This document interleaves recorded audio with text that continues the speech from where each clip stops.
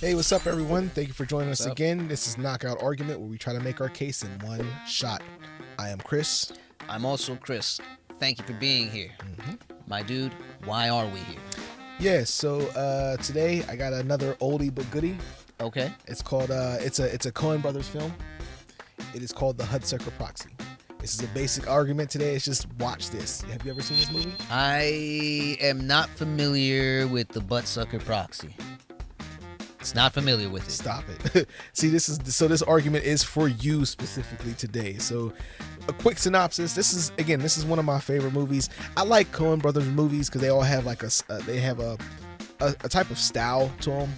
Basically, the premise of the movie is that this guy, his name is something Musburger. He's the head of this company. He's on the board of directors of this company. And what happens is the head of the company at the time, he commits suicide. He literally jumps out the window. Right? Okay. So this guy, he has this plan where he wants to take over the company for himself. And so in order to do that, he's trying to devalue the company so that he can buy up the majority share in the stocks and then run the company. Right? Okay. In order to do that, he sets up a proxy, a figurehead, which is Tim Robbins' character, to be the head of the company. It's a really quirky movie, but this scene in particular, it's funny because the thing that he invents is what makes the value of the company skyrocket. And it's essentially a hula hoop. I'm not gonna, there's no surprise or anything there. But the way it comes about is really, again, the best way I could describe it is quirky, and it's entertaining. It's very entertaining. I wouldn't get my hopes up if I were you for this one. It just based on name alone, I'm already kind of like partway thumbs down. I don't even know how to describe you. You're just so just closed-minded and one-dimensional, bro. Like if it's not about slow ass zombies or a narcissistic serial killer, like you don't give a shit. No, there's lots of things I like. I don't like butt suckers. That's a weird thing. I don't like that. I know I was being reductive there, but I mean I'm saying though, like what the hell? And then you try to condescend. Don't condescend my shit, man. What are you what talking the hell? about? What the hell? Like so like my like it has to be monocle or whatever it was you were saying, and now it's butt sucker. Like you just gonna disrespect my shit like that, bro? You're saying Mononoke? It's Mononoke. Mononoke. I hate you, bro. You ready to get into this? Yeah. All right. Well, I don't know what Hudsucker Proxies do. It's a hula hoop. Yeah, so you got it. That was unrehearsed. Let's go. It has economy, simplicity, low production cost, potential for mass appeal, and all that spells out great profitability. I had the boys down at R&D throw together this little prototype so that our discussion here could have some focus. What makes you think it's a game? Is it a game? Will it break? It better break eventually. Is there an object? What if you're tired before it's done? Does it come with batteries? This film is so Coen Brothers, bro. Like the way they shoot things, the way their characters are, the way they move the camera. It's the style that they have. That's the Musburger, Jay Musburger. I forget his first name. That's a terrible name. Yeah, sounds like cheese or some shit. You've outdone yourself. You reinvented the wheel. I'm going to recommend to the board that we proceed immediately and that the dingus be mass produced. The with all dingus. deliberate speed. Yeah, this whole montage is so Cohen-like.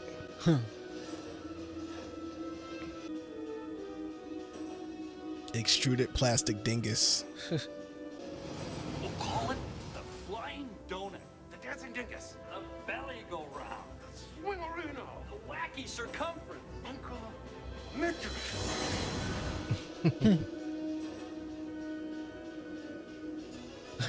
The department is, what will this cost?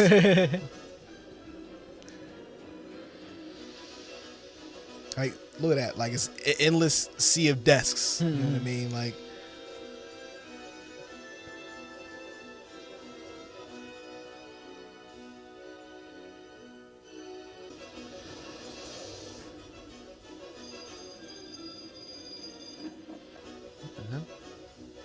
this movie has style, bro. I tell you, like, What the?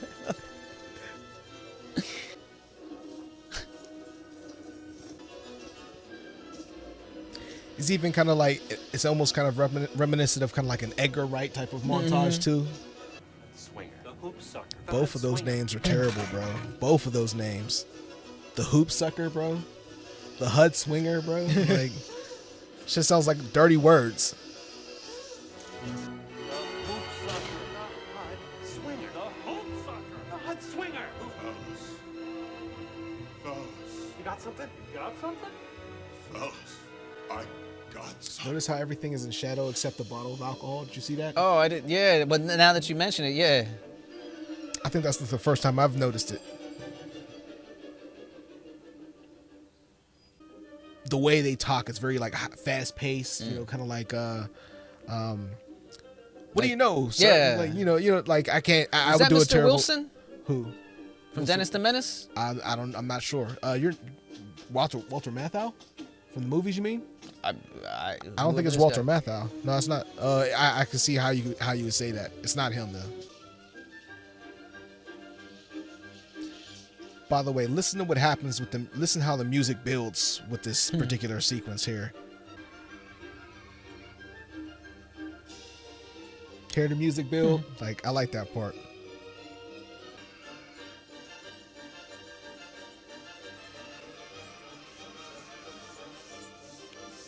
Look at the old ass football he has.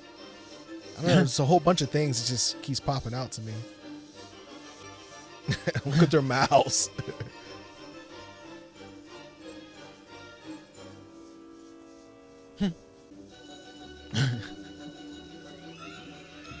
Bro, he just intuitively knew what to do with that shit. Yeah. Bro, he was like the one thing that helped these guys out immensely. Like, that was like their walking, talking commercial.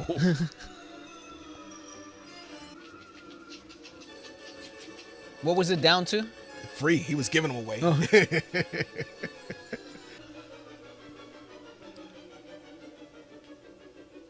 What a dope. Rockwell News presents Tidbits of Time. Barnes is the brainy inventor of America's craziest craze, the hula hoop, winning the hearts and hips of every youngster in America. That kid was fat as hell. Including one very special long-distance call. He's on! He's on! Hello? Hello, Norval. This is the president. I just wanted to congratulate you. I'm very proud of you. The American people are very proud of you. Yo, he's such a dope. Like, look at his face, bro. How'd you come up with the idea for the hula hoop? Well, frankly, I don't think anybody expected this much hoopla.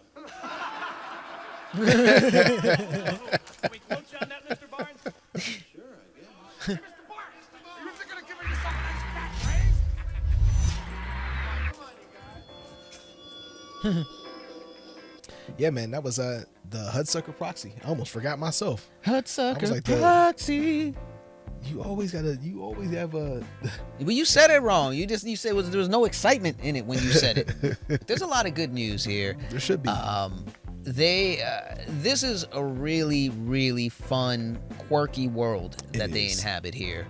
I don't know that I know the Cohen Brothers movies all that well. I recognize this style. I recognize the way they do things, and I like it. It's got a certain bounce to the editing. Yeah. And even the cuts are kind of quirky in that way too. You know what I mean? What I really like about the editing in this scene is that it almost felt like a Rube Goldberg machine of editing. Where, like, it just kind of rolls from one thing to the next in a really fun way. Like, I feel like that made it very exciting. Where all of a sudden you're seeing what the marble, whatever come down over here. I want you to know I took a lot of value from that description that you just made there. Like, that was a very excellent description. Well, thank you. I appreciate that. I make excellent descriptions. Not always. I took descriptions in college. You got lucky. I majored in it. I like how dude is like dumbstruck. Yeah. Like, he's regularly surprised by anything going too well, despite the fact that he feels some level of confidence because they're egging him on. Yeah. But I like that he has confidence shocked. in the idea that he has, but he is kind of like a a deer in headlights, you know, when it comes to like how they just thrusted him into this position of being the head of this company. Yeah, all around that, and it makes that character really endearing. It was really, really charming. Say more words. Well, that might be all of the words for the good news. I guess we'll transition into, I guess, the negative. Well, there is some negative here. The argument in this case is that I should watch, or that you should watch, the Hudsucker Proxy. And there are a lot of really good reasons to watch it, you know, that I mentioned in my good news. But in the bad news, I think that some of the things that probably make this a really fun movie, they weren't part of this scene. They weren't part of this montage. You know, I didn't get a feel for what that relationship really looks like with the villain, essentially. Even though I got a sense of it when, you know, I knew right away when he's encouraging him. I thought, okay, this must be the guy Wiz was talking about. You mean the Musburger guy? Yeah, Musty Burger. There's a scene at the beginning, the part that I was telling you about how the original head of the company jumps out the window. You would gain a better feel of how the Musburger character is as well.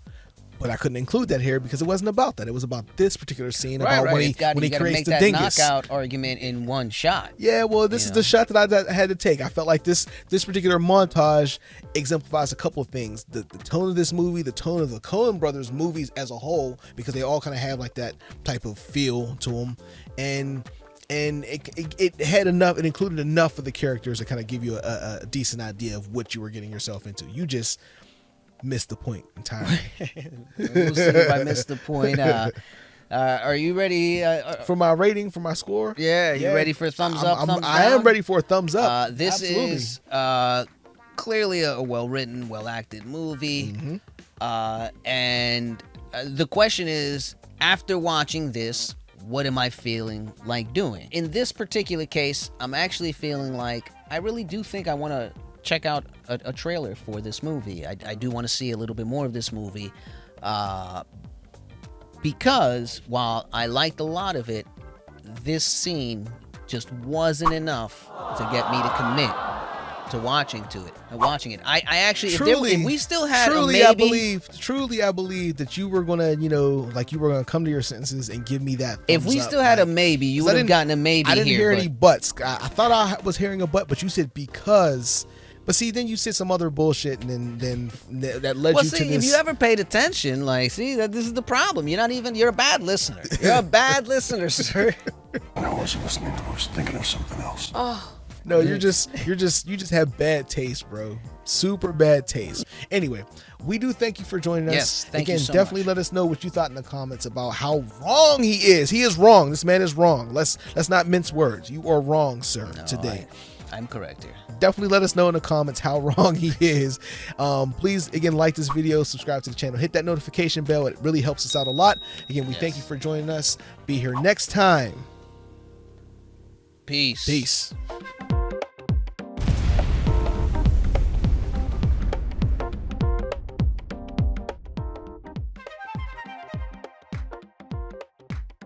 I'm ex-Special Forces.